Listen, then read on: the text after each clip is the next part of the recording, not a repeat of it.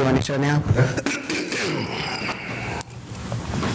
Welcome to KAZ Radio TV Network. We're live here at 7100 Euclid Avenue. And we have a special guest that's going to be joining us today, no other than Mr. Gerard Raddick from the Cleveland EMS Department. Welcome to our show. Thank you for having me. Yes.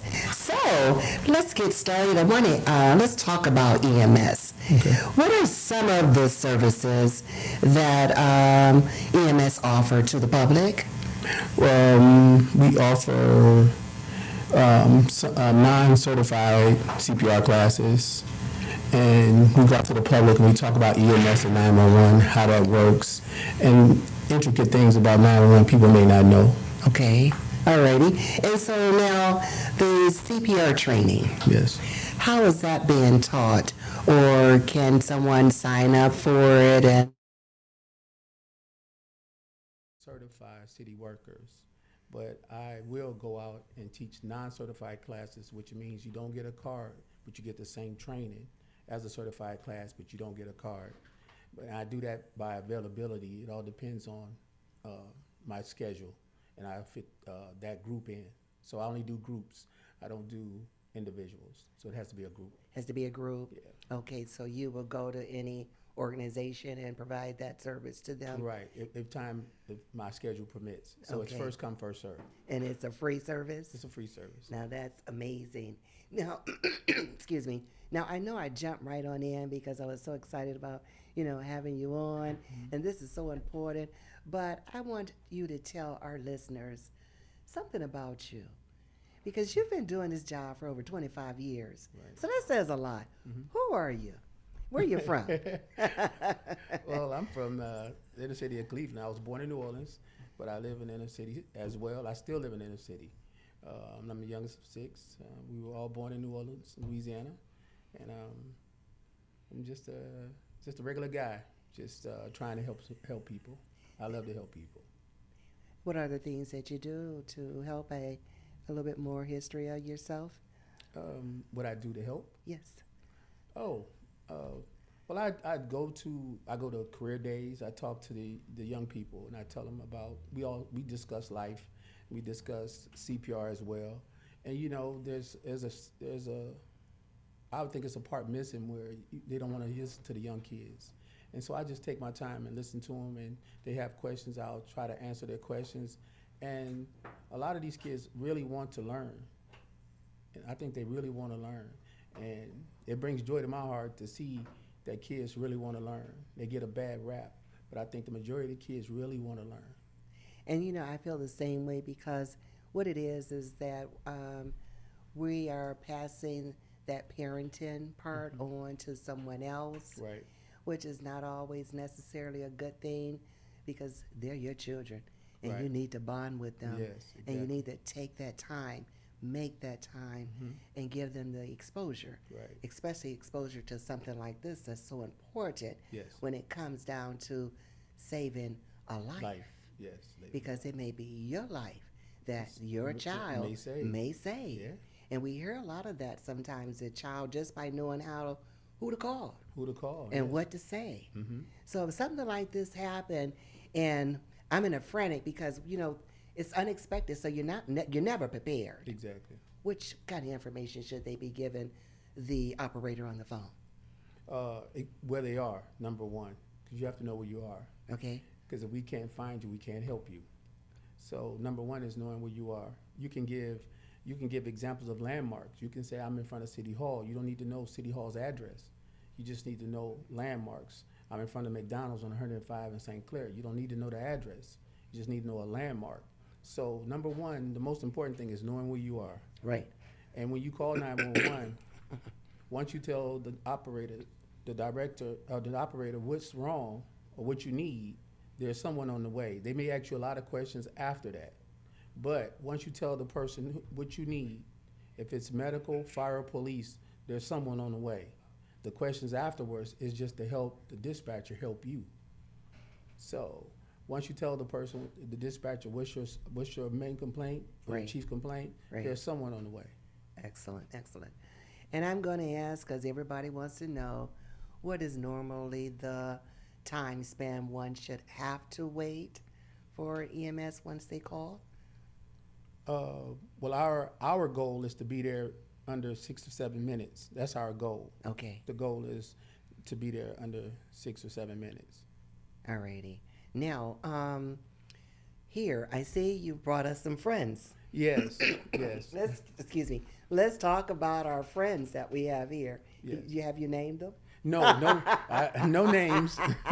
No, So 'cause I have because- multiple. I have multiple, so I can't remember their names. So nobody has a name. Okay, so let's start with Miss Joey here. Okay. Joseph. Joseph. okay, Yeah, okay. you can call him Joseph. That's fine. Okay, let's talk about Joseph. Now, this is a adult size, or Yeah, this would be a normal size. We're using this demonstration as a normal size person. Yes. Okay, how does this work? Well, what I do, my Uh-huh. demonstration. Yeah. Okay. Okay. Because this is very important, you know. So when I teach my classes, I always say it doesn't matter if it's a man or a woman or a baby or a child. Mm-hmm. You want to be in the middle of the chest between the nipple line.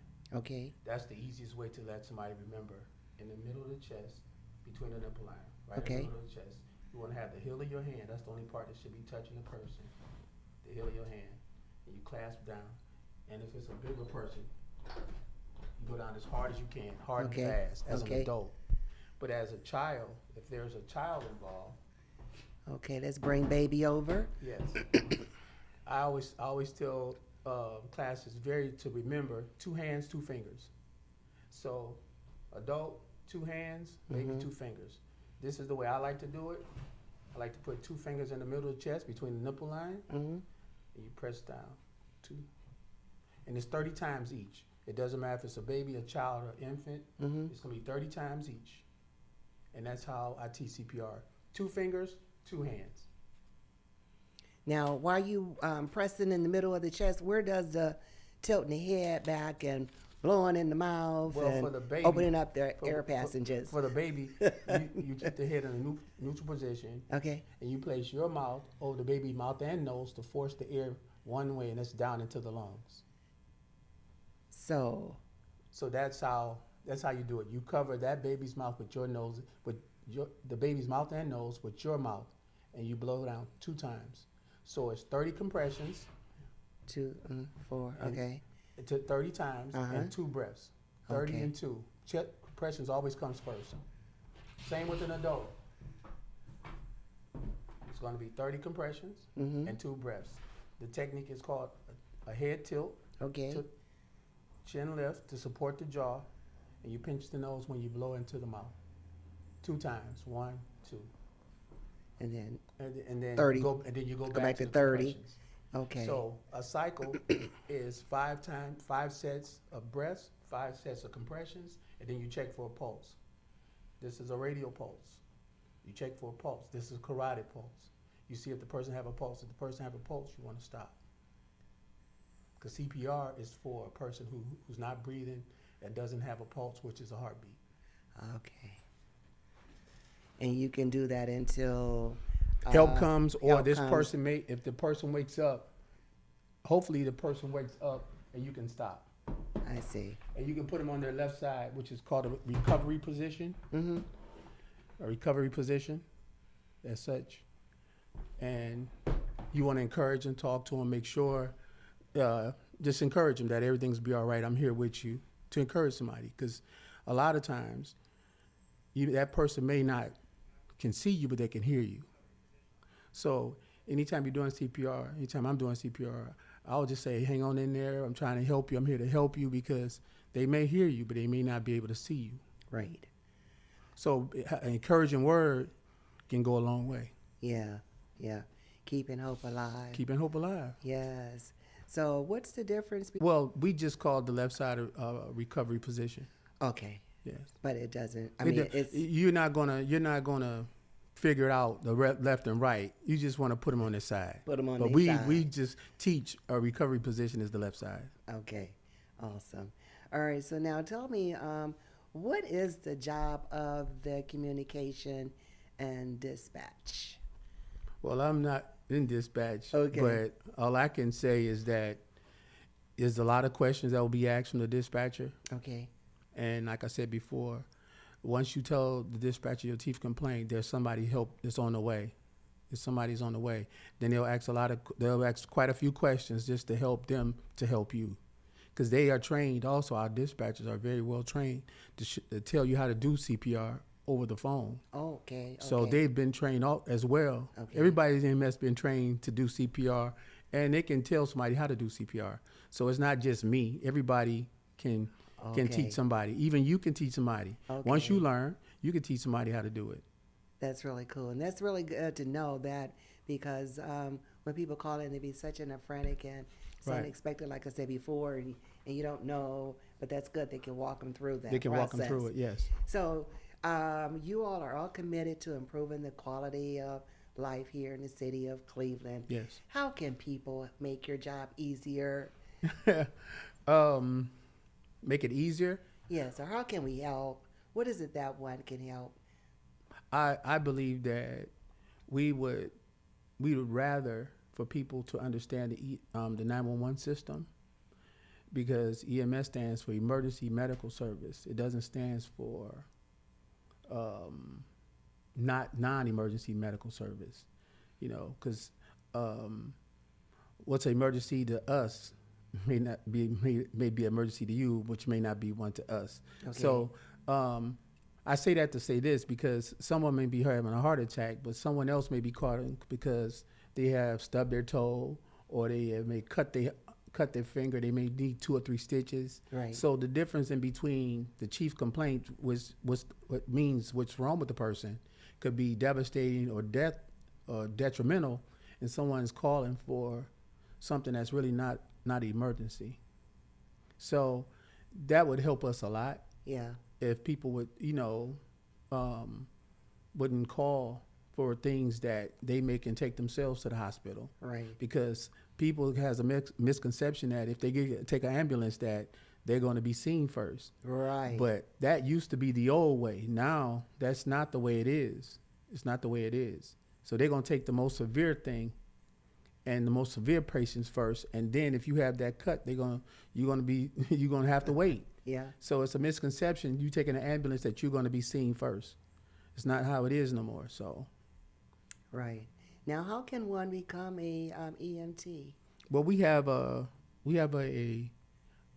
recruitment team that goes out to different locations, and they'll give you more information than I could, Okay. because they're a recruitment team and they know all the ins and outs, how you go about signing up. So they can go to the city website and look for EMS recruiting or police recruiting or fire recruiting, Okay. and there's a number that they can call. And that's how they can, they'll get all the information. They can as get far all as the going to information. school and being certified. Yes. Because I know you guys are short-staffed. Right. And so We need some good, young, strong, smart individuals to come and work for the city. So we need them. We need everyone. Okay, and what would be the qualifications? Because you've been there for 25 years, so it's not just a job. It's not just taking a job. You've got to have a certain type. You got to want to help people. This is something that has to be dear to you. Yes. You have to be committed. You have to. You're looking for commitment. Right, because when I've spoken to our cadets, that's the new people coming in. I said, you have to leave everything at home, because once you punch that clock, you have to serve the citizens of Cleveland. People not worried about your dog is sick, those type of things. You have to leave all that stuff at home and take care of the folks in Cleveland, because if you don't, you're not gonna last if you don't like people. Number one, because you're gonna be around people all day, because this is a people person's job, and you have to want to help people, because that's what it's all about, helping people. At the end of the day, that you want to help people. Yeah, because you guys deal all kind of different situations. Yes. Violence and things like that. One's stability, mental stability. Yes. Should be in a good fashion. Now, Right. I was talking to you earlier before the show started about that mental capacity. Right. Well, we have as part of your hiring, you do have to take a psychological test. So Okay. there's a section of the hiring part that you do have to go through a testing. You know, because you can't have depression helping somebody that's depressed. You know, you have to be clear. You have to be clear minded at this job Right. because you're going to run into a lot of situations that's not going to be desirable.